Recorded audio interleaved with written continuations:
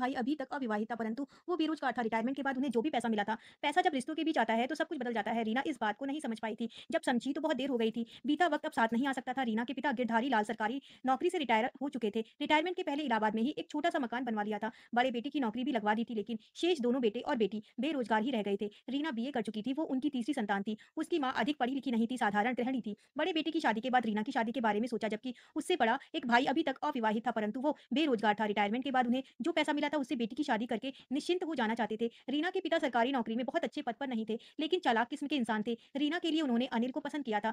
वो civil engineer था और लोक निर्माण विभाग में असिस्टेंट इंजीनियर के पद पर तैनात था।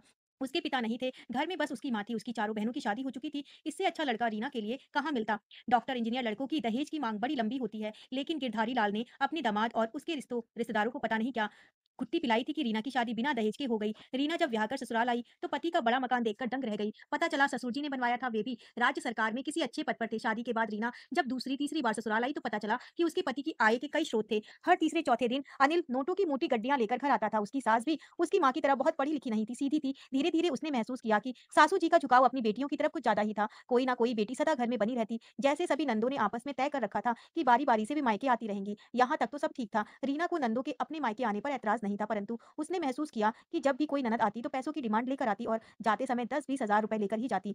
सासू जी बेटियों को पैसा देते समय ये ना सोचती कि बेटियों की मांग जायज है या नाजायज। उसकी नंदों के बहाने भी वही गड़े गड़ाई से होते। वो कह रहे थे कि इस बार एक कमरा बनवा ले, 50,000 रुपए जोड़ कर रखे हैं। अम्मा आप कुछ मदद कर दो तो कमरा बन जाएगा। बेटे का एडमिशन दून स्कूल में करवाना है, कई लाख लगेंगे अम्मा, आप कुछ मदद कर देना। बहुत दिनों से घर में एसी लगवाने की सोच रही थी अम्मा, आप कहो तो लगवा लूं। अम्मा एक नई कार आई है, 8 लाख रुपए की है। दामाद जी का बड़ा मन है लेने का। वैसे तो बैंक से फाइनेंस करवा रहे हैं, परंतु 2 लाख रुपए अपनी तरफ से देने पड़ेंगे। सभी का आशय यही होता था कि अम्मा जी पैसे दें तो नंदों के काम हो जाएंगे, और अम्मा भी इतनी उधार की उनके मुंह से बस यही निकलता, ठीक है कर दूंगी। ये वे ऐसे कहती जैसे कि उनके पास पैसों का कोई गड़ा हुआ खजाना हो। सच भी था। अनिल सारा पैसा लेकर माँ को ही तो हाथ में देता था। रीना का तो जैसे वहां कोई अस्तित्व ही नहीं था, या वो उस घर की सदस्य ही नहीं थी। रीना को ये अच्छा नहीं लगता था कि कोई उसके पति की कमाई पर इस तरह पेश करे और ऐश करे, परंतु उसकी समझ में नहीं आ रहा था कि कैसे इसे रोके। ये सिलसिला अपने आप रुकने वाला नहीं था। पति से कहने में डरती थी, कहीं भी बुरा ना मान जाए। वो कश्मकश में जी रही थी। शादी को अभी अधिक दिन भी नहीं हुए थे कि घर में अपना पूरा अधिकार जताए। घर के माहौल को समझने और उसे अपने पक्ष में करने के लिए सबसे पहले पति को अपने काबू में करना होगा। वो अपने पिता की तरह चालाक तो थी, परंतु खूबसूरती में थोड़ा कम थी, इसीलिए अपने पति से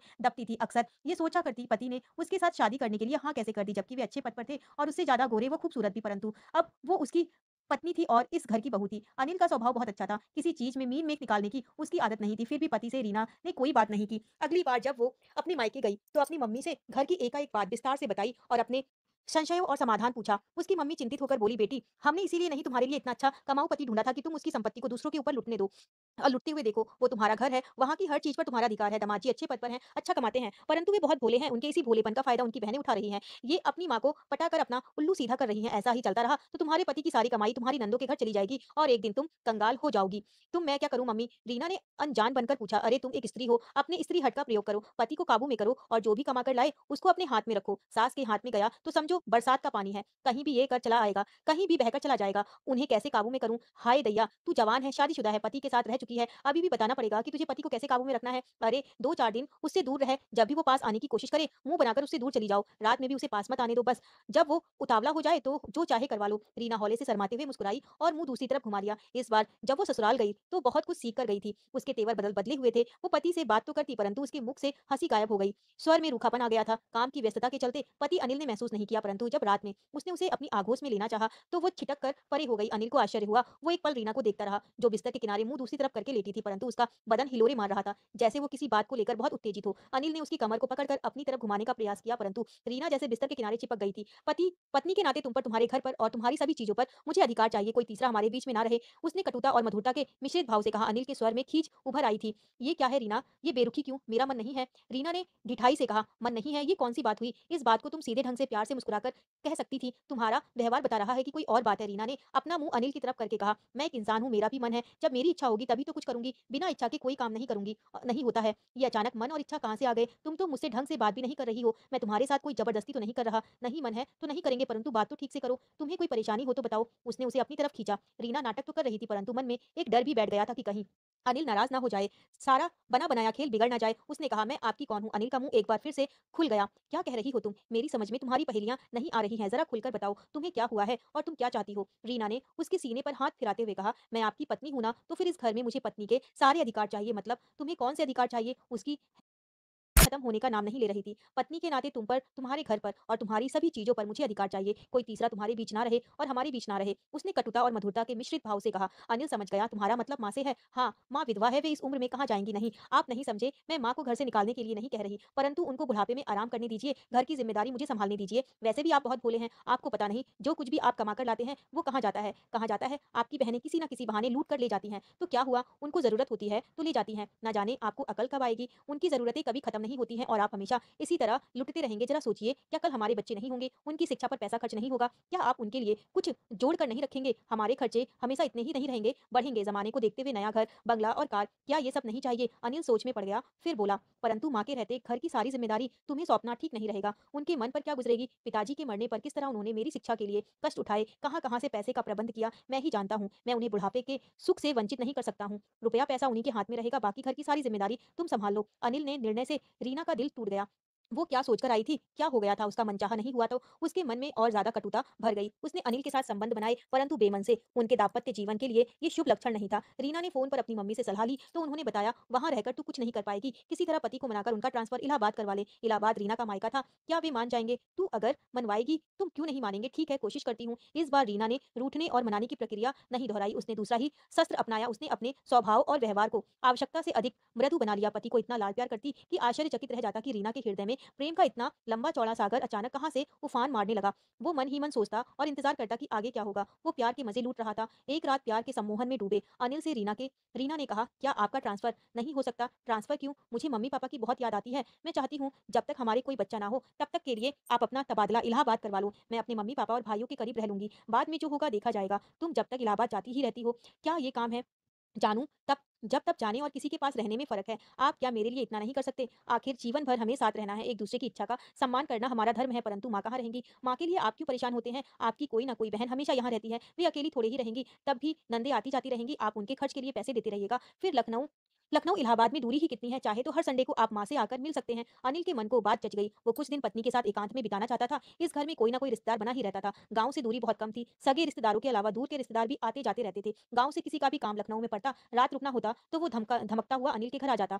गाँव के रिश्ते ऐसे होते हैं कि किसी को मना भी नहीं किया जा सकता। अनिल मान गया। अगले ही दिन उसने अपने तबादले के लिए लिख कर दे दिया था। वो जिस विभाग में था वहाँ तबादले आसानी से नहीं होते थे। सारे लोग कमाते थे, इसीलिए ट्रांसफर में भी पैसा चलता था। उसने हेड ऑफिस जाकर संबंधित क्लर्कों और इंजीनियरों को मुट्ठी गर्म की, तब जाकर उसका ट्रांसफर हुआ। जिस दिन तबादले का ऑर्डर उसे मिला, रीना की खुशी का ठिकाना नहीं था, परंतु अनिल की माँ दुखी हो गई। बोली, बेटा, बुढ़ापे में यही दिन देखना बाकी था। लेकिन अनिल ने बात बनाते हुए कहा, माँ, नौकरी का मामला है, जाना ही पड़ेगा, परंतु आप निश्चिंत रहो, मैं हर इतवार को आता रहूंगा और फिर दीदी लोग बारी बारी से आती ही रहती हैं, आप अकेली नहीं रहोगी, मैं भी उनको बोल दूंगा कि आपका ख्याल रखे। अनिल ने इलाहाबाद में ज्वाइन कर लिया। 2-4 दिन गेस्ट हाउस में रहा, उसके बाद कुछ दिन ससुराल में डेरा डाला। 1 महीने के ही अंदर सिविल लाइंस एरिया में उसे सरकारी मकान मिल गया। वो रीना के साथ अपने नए घर में शिफ्ट हो गया था। नए घर को सजाने संवारने में रीना की माँ का बहुत योगदान था। नया फर्नीचर, नए पर्दे आदि सब कुछ खरीद कर लाया गया। बाहरी कामों के लिए रीना के दोनों बेरोजगार भाई ने बहुत भागदौड़ की। अनिल केवल पैसे खर्च कर रहा था, सारा काम उसके सालों और सास ने संभाल लिया। घर सज गया तो रीना को लगा अब वो घर इस घर की रानी थी। यहाँ उसके जीवन में दखल देने वाला कोई नहीं था। वो चाहे जो कर सकती थी, जैसे चाहे रह सकती थी अपने पति के साथ, अपनी खुशियों के साथ। उसकी खुशियों को पंख लग गए। इलाहाबाद में अनिल के जीवन में कुछ दिन शांति रही। जब नया प्रोजेक्ट मिला तो फिर से घर में पैसे की आमाद शुरू हुई। पहली बार जब नोटों की मोटी गड्डी लाकर अनिल ने रीना के हाथों पर रखी तो उसका पूरा शरीर रोमांचित हो उठा, दिमाग में सनसनी सी दौड़ गई, उसके हाथ कांपने लगे। बोलना चाह कर भी वो कुछ बोल ना पाई। अनिल ने शांत भाव से कहा, अलमारी में रख दो। रीना की समझ में नहीं आ रहा था वो उन पैसों का क्या करे। पहली बार इतने पैसे उसके हाथ में आए थे। अंत में अपने को संयत कर उसने पैसे अलमारी के लॉकर में रख दिए। उसका मन कर रहा था गिन कर देखे, सभी 5-500 और 2-2 हज़ार रुपए के नोट थे। 58,000 रुपए से कम क्या होंगे? ज़्यादा भी हो सकते हैं। अनिल से भी ना पूछ सकी। वो सामान्य था उसके लिए, ये कोई नई बात नहीं थी। बेटी की देखभाल के बहाने आजकल रोज ही रीना की मम्मी उसके घर आने जाने लगी थी। वो नवजात को तेल लगाती, नहलाती-धुलाती और रीना को उसके पालन-पोषण के तरीके बताती। उस रात उसे नींद भी नहीं आई। अनिल सो गया तो वो चुपके से उठी, अलमारी खोलकर रुपए गिनने लगी। कई बार गिने, कुल 70,000 थे। वो चकित रह गई। इतने सारे रुपए रात में कई बार उठकर उसने रुपए गिने। उसे लग रहा था जैसे किसी साम्राज्य की वो महारानी बन गई थी। उसे दुनिया बहुत छोटी लगने लग गई थी। रुपए नियमित रूप से आ रहे थे। अलमारी का लॉकर भर गया तो सूटकेस में रखने लगी। कभी-कभी सोचती, इतने रुपए का वो क्या करेगी? घर में इतना रुपए रखना भी खतरे से खाली नहीं था। कहीं चोरी-चकारी पड़ जाए तो? इस शंका के साथ-साथ मन में एक अनमना भय कुंडली मारकर बैठ गया था। एक दिन पति से पूछा, इतना सारा रुपए घर में पड़ा है, क्या होगा इसका? अनिल ने लापरवाही से कह दिया, तुम अपने गहने कपड़ों के ऊपर खर्च करो, ज़्यादा होगा तो कहीं इन्वेस्ट करने के बारे में सोचा जाएगा। दूसरे ही दिन रीना अपनी मम्मी के पास गई, मम्मी मुझे कुछ गहने खरीदने हैं, मेरे साथ ज्वेलर के यहाँ चलोगी? क्यों नहीं बेटी, उसकी मम्मी फौरन तैयार हो गई। फिर दोनों बाजार गईं। रीना ने अपने लिए कई हजार रुपए के गहने खरीदे, इसके बाद भी उसके पर्स में कई हजार रुपए बचे रह गए थे। उसकी मम्मी ने धीरे से पूछा, दामाद जी खूब कमा रहे हैं? हाँ, रीना ने संक्षिप्त आवाज जवाब दिया। तो बेटी हमारा भी ख्याल रखना, तुझे तो पता है तेरे पापा का सारा पैसा तेरी शादी में लग गया, अब हाथ खाली है, दो बेटे बेरोजगार हैं, घर खर्च मुश्किल से चलता है, पेंशन से क्या होता है, तुझे घर की हालत पता ही है, बताने की जरूरत नहीं है, बाकी तू समझदार है, पैसे को जमा करके रखोगी तो शैतान खाएगा, कुछ पुण्य के काम में खर्च करोगी तो बरकत होगी। रीना ध्यान से मम्मी की बात सुन रही थी। वे ठीक ही कह रही थी, पापा की कमाई में क्या बरकत हो सकती है, उसे अपनी इतना जीवन का अनुभव नहीं था, परंतु मम्मी कह रही थी तो सच ही कह रही होंगी। उसने पूछा, मम्मी आपको कुछ चाहिए तो बोलिए। मम्मी छोटे बच्चे की तरह इटला गई, मेरा मन है तो एक अंगूठी दिलवा दे, बाद में कुछ और दूंगी। ठीक है। रीना ने मम्मी के लिए तुरंत एक अंगूठी खरीदी। फिर तो ये जैसे एक क्रम बन गया था। दूसरे तीसरे महीने रीना कोई ना कोई गहना गड़वा लेती, साथ ही माँ के लिए भी छोटा मोटा गहना बनवाती, अपने पापा के लिए भी एक चैन और अंगूठी बनवाती थी। भाइयों को बहन की इस उदारता का पता चला तो वे भी रीना के आगे पीछे डोलने लगे, छोटी छोटी मांगों से थोड़ा थोड़ा आगे बढ़ते गए। फिर उनकी मांग मोटरसाइकिल पर जाकर रुक गई। पैसे अथाह था, इसीलिए रीना और अनिल ने उनकी मांगे पूरी कर दी। कुछ दिन बीते, पैसा जमा होते होते लाखों पहुंच गया। रीना के पास भी इतने गहने कपड़े हो गए कि उनके प्रति उसका मोह समाप्त हो गया था। जीवन में विलासिता की अन्य वस्तुएं भी थी। जो यूं तो अनिल को ऑफिस की तरफ से जीप मिली हुई थी, परंतु घर में अपनी गाड़ी हो तो उसकी अनुभूति ही अलग होती है। आज बाजार में इतनी अच्छी लग्जरी गाड़ी आ गई थी कि चाहे तो रोज एक गाड़ी खरीद ले। रीना का बड़ा मन था गाड़ी खरीदने का। उसने मन की बात अनिल से कही तो वो बोला, गाड़ी तो कई लाख की आएगी, इनकम कहाँ से दिखाएंगे, इतना पैसा तो घर में ही रखा है। रीना ने मासूमियत से कहा, मूर्ख, ये कोई वेतन का पैसा नहीं है, गाड़ी खरीदते ही इनकम टैक्स वाले सूंघते हुए घर पहुंच जाएंगे। मैं कल ऑफिस में पता करता हूँ कि गाड़ी खरीदने का क्या तरीका है, ताकि बाद में कोई झंझट पैदा ना हो। दूसरे दिन उसने अपने एक्स है आधी सासी अभियंता से पूछा, सर मुझे एक गाड़ी खरीदनी है, कैसे करूं? पैसा है हाँ, उसे वाइट कर लिया, कैसे करूं? अभी तक नहीं समझ में आया। तो क्या सारा पैसा ऐसे ही घर में रखा है? हाँ, अनिल ने मूर्ख की तरह सिर हिलाकर कहा। उसने ये नहीं बताया कि उसका अधिकांश पैसा तो उसकी बहनों, सालों और ससुराल वालों ने हड़प कर लिया था। मूर्ख मरेगा एक दिन। आजकल एंटी करप्शन और विजिलेंस वाले बहुत सक्रिय हैं, किसी ने शिकायत कर दी तो खैर, मैं एक सीए का फोन नंबर देता हूँ, उससे बात करके उसके ऑफिस चले जाओ। ध्यान रहे फोन पर कोई बात ना करना, उसके ऑफिस में जाकर ही बात करना। अगले दिन ही वो सीए के दफ्तर में पहुंचा, अपनी समस्या बताई तो सीए मुस्कुराकर बोला, कोई बात नहीं, काम हो जाएगा। उसने अपनी फीस बताई। अनिल ने हाँ में हाँ की और घर चला गया। एक हफ्ते के अंदर ही रीना के नाम से कागजों पर एक बुटीक खुल गया। वो बुटीक पिछले 3 सालों से चल रहा था। पहले 2 सालों की इनकम मात्र इतनी थी कि उस पर कोई इनकम टैक्स नहीं बनता था। तीसरे साल इनकम काफ़ी बड़ी हुई थी, जिस पर लगभग 1 लाख रुपए इनकम टैक्स देना था। रीना ने फर्जी बिलों पर दस्तखत बना दिए। सीए ने बताया कि 2 महीने के अंदर रीना का पैन कार्ड भी बन जाएगा। एडवांस टैक्स के बजाय एक मुश्त देंगे। रिटर्न भरने की तारीख अभी कई महीने बाद की थी। पिछले 2 सालों के रिटर्न सीए ने कुछ जुर्माना भरकर दाखिल कर दिए। इस तरह अनिल के कई लाख रुपए व्हाइट हो गए। अब उसने कार खरीद ली। 1 साल बाद रीना एक बच्ची की मां बनी। एक 3 सितारा होटल में जश्न मनाया गया। रीना और अनिल के जीवन में खुशियों के फूल खिल गए थे। दुःख की कहीं कोई छाया नहीं थी। बेटी की देखभाल के बहाने आजकल रोज ही रीना की मम्मी उसके घर आने जाने लगी थी। वो नवजात को तेल लगाती, नहलाती-धुलाती और रीना को उसके पालन-पोषण के तरीके बताती। इसी बीच रीना के छोटे भाई की कहीं सरकारी नौकरी की बात चली। 3 लाख रुपए की मांग थी। उसकी मम्मी ने रीना से चिरौरी की, बेटी तेरे भाई की जिंदगी का सवाल है, बड़ा तो लगता है, बुरा तो लगता है, बेरोजगार ही रह जाएगा, उसे कोई प्राइवेट धंधा करवाना पड़ेगा, छोटा ही कहीं लग जाए तो। आगे उन्होंने बात को रीना के समझने के लिए छोड़ दिया। रीना अब नासमझ नहीं थी, रुपए का खेल वो अच्छी तरह समझ गई थी। रुपया जिसके पाले में होता है, उससे हारने के लय सभी तत्पर रहते हैं।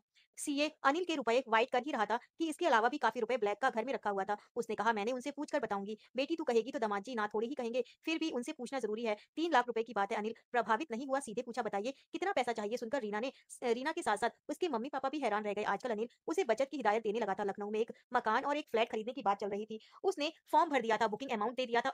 अलॉट होते ही पूरा पैसा भरना पड़ेगा। मकान और फ्लैट रीना के ही नाम थे। अनिल की 2 नंबर की कमाई भी उसके बुटीक के नाम पर सफेद हो रही थी। फिर भी रुपए पैसों के लेन देन में पति की सहमति आवश्यक थी। 1000-2000 की बात तो कोई और आंख मूंद कर भी दे देता है। रात को सोते समय उसने अनिल से बात की। सुनकर अनिल गंभीर हो गया। फिर बोला, रीना एक बात हमेशा ध्यान रखना, पैसा रिश्ते बनाता है तो बिगाड़ता भी है। जब तक हम देते हैं हम बहुत प्रिय होते हैं, परंतु जिस दिन अपना दिया हुआ मांग बैठते हैं उसी दिन उनके सबसे बड़े शत्रु बन जाते हैं। रिश्तों की सारी मधुरता विष बन जाती है। वे हमारे माँ बाप हैं, उनकी जरूरत पर काम नहीं आएंगे तो किसके काम आएंगे? रीना ने मान करते हुए कहा, ठीक है, समाज में रहते हुए हम सभी एक दूसरे के काम आते हैं, परंतु पैसे का लेन देन रिश्तों की निकटता और मधुरता को समाप्त कर देता है। हमारे पास पैसा है, परंतु इसका अर्थ ये नहीं कि लोग हमें गरीब की भैंस समझकर दूहने लगे। तुम पहले भी इन सबको बहुत बहुत दे चुकी हो, मैं मना नहीं करता, दे दो। तुम्हारे भाई की नौकरी का सवाल है, परंतु जिस दिन भी तुम उनके एक पैसा मांग बैठोगी उसी दिन बेटी होते हुए भी तुम उनकी सबसे बड़ी दुश्मन हो जाओगी। मुझे नहीं लगता ऐसा होगा। अनिल हंस पड़ा, गांठ बांध लो, एक दिन ऐसा ही होगा। अच्छा, तब की तब देखी जाएगी, अभी तो 3 लाख रुपए दे दो, दे देना। लेना तुम्हारे पास ही तो रखे हैं। उसने टालने जैसा भाव से कहकर करवट बदल ली। 3 लाख रुपए देकर रीना के छोटे भाई की नौकरी लग गई, परंतु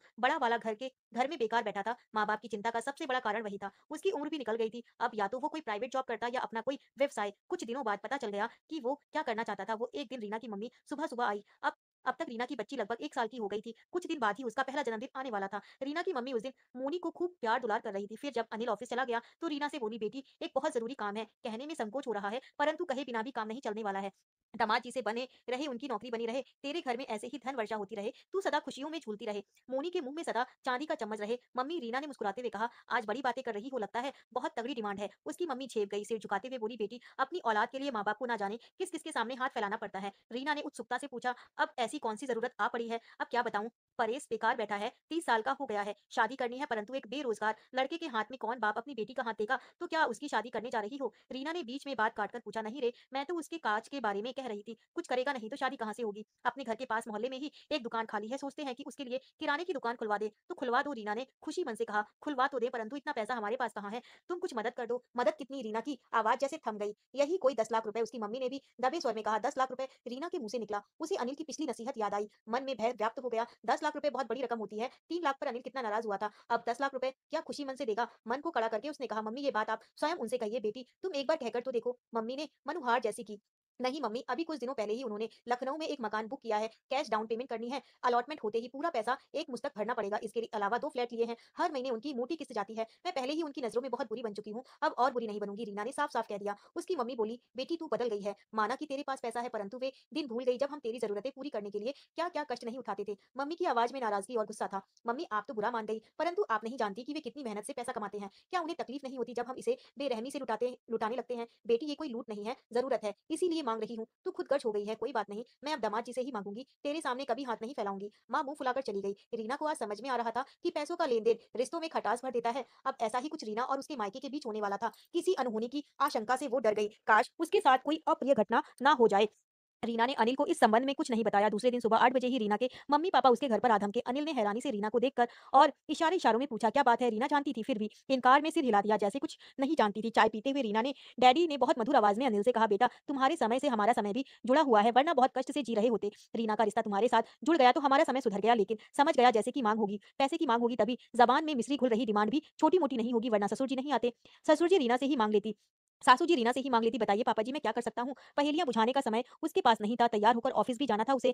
बेटा, आपने छोटे साले को तो तुमने सही जगह पर लगवा दिया, बीच वाला बेकार है, सरकारी नौकरी के लिए अब उसकी उम्र नहीं रही, सोचता हूँ कोई छोटा-मोटा धंधा करवा दूँ। गिरधारी लाल की ज़बान से अभी तक मिश्री टपक रही थी। अच्छा है, अनिल ने कहा, बस तुम्हारा ही आसरा है, मेरे पास तो कुछ नहीं है। रिटायरमेंट के बाद जो बचा था रीना की शादी में खर्च कर दिया। ये बताकर वे जैसे अनिल के ऊपर एहसान लाद रहे थे। बिना दहेज की शादी हुई थी, खामखा हीन बनाने की कोशिश कर रहे थे। अनिल प्रभावित नहीं हुआ, सीधे पूछा, बताइए कितना पैसा चाहिए? सुनकर रीना के साथ-साथ उसके मम्मी-पापा भी हैरान रह गए थे। वे तो समझ रहे थे अनिल आसानी से नहीं मानेगा, परंतु सभी एक दूसरे का मुंह ताकने लगे। अनिल ऊपर से जितना कठोर था, अंदर से उतना ही कोमल था, किसी को कष्ट में नहीं दे सकता था। खैर, गैर भी उसके सामने हाथ फैलाता तो वो कुछ ना कुछ दे देता, परंतु वो पैसे का महत्व भी जानता था और ये भी समझता था कि बहुत निकट संबंधियों में पैसा का लेन-देन कटुता को भी जन्म देता है, परंतु यहाँ मामला उल्टा था। ससुर जी पहली बार उससे कुछ मांगने आए थे, मना नहीं कर सकता था। मना कर सकता था अगर पहले से ही अपनी मंदी मुट्ठी बंद करके रखता। उसके घर में पैसे की रेल-पेल थी, इसीलिए रिश्तेदार गुड़ में चींटी की तरह चिपके हुए थे। पहले दिया था, अब किस मुँह से मना करता? रीना से वो कुछ भी कह सकता था, परंतु ससुर जी को कैसे मना करता? ससुर जी भी चालाक थे, उन्हें पता था रीना से बात नहीं बनेगी, इसीलिए सीधे उसके पास आए थे। बेटा 10 लाख रुपए दे देते तो छोटी-सी दुकान खुल जाती। ससुर जी की वाणी में मधुरता के साथ-साथ दीनता भी टपकने लगी। ससुर जी के इस बीच ज़बान भी नहीं खोली थी, बेटी के साथ भी कोई संवाद नहीं किया था, शायद अभी तक नाराज़ थी। ठीक कह रही हो, दामाद जी की अभी लंबी नौकरी है, आज नहीं तो कल फिर से ऊपरी आमदनी वाली जगह पर लग जाएँगे। हमारे पास क्या ज़रिया है, कहाँ से लौटाएँगे? अनिल के दिमाग में कई सारे चित्र एक साथ कौंध गए। रीना के खाते में कुछ 1 लाख रुपए होंगे जो ब्लैक से व्हाइट किए थे, कुछ लाख घर में पड़े थे। 10 लाख रुपए तो हो जाएँगे, परंतु कुछ दिनों पहले ही उसने कैश डाउन पर एक घर बुक किया था, अलॉट होने पर एक साथ पूरा पैसा भरना पड़ेगा। इसी साल अलॉट हो जाएगा। उसने कहा, आपने पहली बार मुझसे कुछ कहा है, मना तो नहीं करूँगा, परंतु रकम छोटी नहीं है, मेरी भी अपनी ज़रूरतें हैं, समय सबका एक जैसा नहीं रहता, कल क्या होगा कोई नहीं जानता, इसीलिए मैं पहले ही कह देता हूँ, थोड़ा-थोड़ा करके पैसा लौटाते रहिएगा, इसे बिना ब्याज का उधार समझिएगा, दान नहीं। अनिल की स्पष्टता से ससुर जी के चेहरे लटक गए थे, परंतु कहीं बात ना बिगड़ जाए। ससुर जी जल्दी से बोले, अरे बेटा, ये भी कोई कहने की बात है? और इस तरह रीना के दूसरे भाई की किराने की दुकान गली में खुल गई। 3 वर्षों बाद रीना एक बेटे की माँ बन गई। उसकी छठी खूब धूमधाम से मनाई गई। बेटी का चौथा जन्मदिन आया तो उसका जश्न भी एक बड़े होटल में मनाया गया। इसके बाद पता नहीं किसकी नज़र अनिल के सुखी परिवार पर पड़ गई। उसकी शिकायत विजिलेंस और एंटी करप्शन विभाग में किसी ने कर दी जांच। शुरू हुई तो रीना के फर्जी कारोबार की भी जांच होने लगी। अनिल के हाथ से सारे प्रोजेक्ट वापस ले लिए गए। उसकी पोस्टिंग ऑफिस में कर दी गई। वहां कमाई का कोई अवसर नहीं था। वो सूखे रेगिस्तान में एकाएक बूंद के लिए तरसने लगा। उन दिनों घर का माहौल बीमार और थका सका सा था। हर कोने में मनुसियत और बोझिलता थी। अनिल और रीना भी आपस में कम कम ही बात करते थे। उन्हें लगता कुछ बोलेंगे तो कहीं कुछ अप्रिय ना हो जाए, ना घटित हो जाए। ऐसे दिनों की अपेक्षा किसी ने नहीं की थी। उनके बुरे दिन थे, परंतु उनको सांत्वना और आश्वासन देने वाला कोई नहीं था। यहाँ तक कि रीना के मम्मी पापा और भाई भी एक अट्टू दूरी बनाए हुए थे। इसका स्पष्ट कारण भी था कि कहीं अनिल उनके पैसे वापस ना मांग बैठे। इसी बीच उसका मकान बनकर तैयार हो गया और बिल्डर की तरफ से पूर्ण भुगतान के लिए डिमांड नोटिस आ गया। अनिल वैसे ही परेशान था। इंक्वायरी की वजह से ऊपरी आमदनी ठप थी। वेतन से इतनी बचत नहीं हो पाती थी। रीना का हाथ पहले की तरह खुला हुआ था। हफ्ते नहीं, 2 महीने में एक बार अपने और बच्चों के लिए खरीदारी करती ही थी। जोड़ तोड़ करके भी पैसे पूरे नहीं हो रहे थे। ठेकेदारों ने भी उससे दूरी बना रखी थी। सच भी तो है, बिना मतलब के कोई किसी को क्यों खास डालेगा। अनिल अब हर ठेकेदार के लिए एक मामूली क्लर्क के समान था। बहुत सोच विचार कर अंत में उसने निर्णय लिया और रीना से कहा, अपने पापा से पैसे के लिए कहो वरना मकान हाथ से निकल जाएगा। रीना ने आश्चर्य से कहा, मैं आप कहते तो शायद दे भी दे, मेरे कहने पर देंगे? तुम एक बार कहकर तो देखो। उसने जोर दिया, मैं मम्मी से कह सकती हूँ। ठीक है, उन्हीं से कहो। दूसरे दिन रीना स्वयं मम्मी के यहाँ गई। कुछ देर इधर उधर की बातें करने के बाद बोली, मम्मी आपको तो मालूम है इनके खिलाफ जांच चल रही है, पता नहीं कब तक चलेगी। इसी बीच मकान की अलॉटमेंट लेटर आ गया है। बकाया राशि 3 महीने के अंदर जमा करनी है। वे कह रहे थे आप अगर कुछ रुपए वापस कर दें। उसकी मम्मी ने रीना को ऐसे देखा जैसे उसने कोई अनहोनी बात कह दी थी या उसके सिर पर सींग उगाए थे। कड़े स्वर में बोली, हमारे पास पैसा कहाँ है? आपसे पैसे ही नहीं मांग रही हूँ, जो आपने लिए हैं वो पैसे मांग रही हूँ। रीना ने ऐसे कहा जैसे मम्मी ने उसकी बात नहीं समझी थी। मैं भी उन्हीं पैसों की बात कर रही हूँ जो तुम लोगों ने दिए थे। सब दुकान में लगा दिए, क्या मेरे पास रखे हैं? और बिटिया, क्या हमने वापस देने के लिए मांगे थे? दामाद जी की कोई पसीने की कमाई थी? घूस में लिए थे और कमा लेंगे क्या? रीना के सिर में जैसे बम फटा हो। ये आप क्या कह रही हो मम्मी? हाँ ठीक कह रही हूँ। दामाद जी की अभी लंबी नौकरी है, आज नहीं तो कल फिर से ऊपरी आमदनी वाली जगह पर लग जाएंगे। हमारे पास क्या जरिया है? कहाँ मैं लौटाएंगे? 2 पैसे की इनकम से उधर घर चलाएंगे या जोड़ तोड़कर तुम्हें लौटाएंगे? मम्मी ने साफ मना कर दिया। रीना लगभग रुआसी हो गई। उसका मम्मी से लड़ने का मन कर रहा था, परंतु उदेंग में उसका गला भराया और वो केवल इतना ही कह सकी, वे मुझे घर से निकाल देंगे। घर की तू चिंता मत कर, अभी तेरी शादी के 7 साल नहीं हुए हैं। अनिल ने अगर तेरी ऐसी कोई हिमाकत की तो उसे दहेज कानून में फंसा दूंगी। आप ऐसा करोगी? रीना ने हैरानी से पूछा। हाँ, इसीलिए चुपचाप अपने घर जा और आज के बाद पैसे मांगने यहाँ मत आना। रीना के हृदय में हाहाकार मचा हुआ था। मस्तिष्क में आंधियां सी चल रही थी। शरीर जैसे झंझवाहट में डाबाडोल हो रहा था।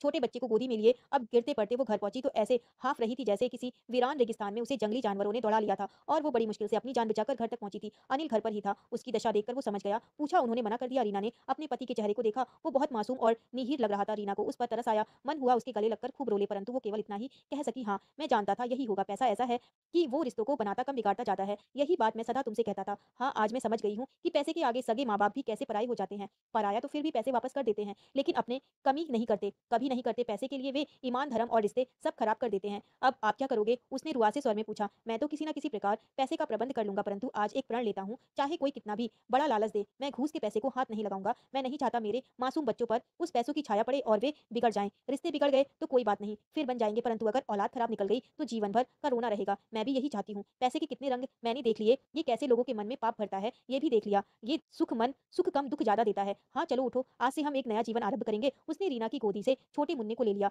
रीना ने उसके कंधे पर अपना सिर रख दिया। उसके सारे झंझवाहट मिट चुके थे। बच्चों के मुख से मेरे 2 बच्चे हैं। अवनीना बड़ी है जो 4 में पढ़ती है और अविनेश छोटा है जो 3 में पढ़ता है। दोनों अक्सर भूगोल के बारे में बातें किया करते हैं। एक दिन अवीना बोली कि चीन भारतवर्ष के ऊपर है, तो बेटा कहने लगा कि चीन भारतवर्ष के ऊपर है। बेटी ने कहा कि चीन भारतवर्ष के ऊपर है क्योंकि चिड़िया जो ऊपर उड़ती है वो चीनी भाषा बोलती है, चींची करती है। अवीना की ये बात सुनकर वहां पर उपस्थित सभी लोग हंसी ना रोक सके। एक बार मैंने अपने 12वीं वर्ष पुत्र को समझाते हुए कहा, बेटा जीवन में लायक व सफल होना बहुत आवश्यक है, इसीलिए सभी परिश्रम करो, खूब पढ़ो। इसकी वजह से देखना तुम्हें सब चीजें वो सुख प्राप्त होगा, गाड़ी मिलेगी, बंगला, नौकर चाकर, पैसा मिलेगा। अपने पिताजी को देखो कितने सफल रहे हैं। यही नहीं, इसी कारण तो उन्हें इतनी अच्छी पत्नी भी मिली है। बेटा फौरन बोला, क्या पापा की 2 पत्नियां हैं? मैं स्वयं हंस तो पड़ी, पर इससे मुझे ये समझ आया कि वो मुझे कोई बहुत अच्छी पत्नी नहीं समझता। इस किस्से को सुनकर हम अक्सर अब भी हंस पड़ते हैं। मेरा छोटा बेटा बचपन से ही तपाक से उत्तर देने का आदी है। कभी कभी उसकी इस आदत की वजह से हम भी परेशानी में पड़ जाते हैं। उसको इस बारे में कई बार समझाया है, पर वो अपनी आदत से मजबूर है। इस एक बार हमारे एक रिश्तेदार हमारे घर आए थे। ऐसे ही बातचीत के दौरान वे मेरे बेटे अभी से पूछ बैठे कि बेटा तुमको बड़े होकर क्या बनना है? वो सुनकर बेटे ने तपाक से उत्तर दिया कि अंकल मुझे नहीं पता कि मैं बड़ा होकर क्या करूंगा, पर मुझे इतना पता है कि मैं किसी के घर जाकर उसके बच्चों से ऐसे प्रश्न नहीं करूंगा। इतना सुनना था कि हमारे वो रिश्तेदार छेप गए और हम मन ही मन मुस्कुराते हुए अभी को नसीहत देने का नाटक कर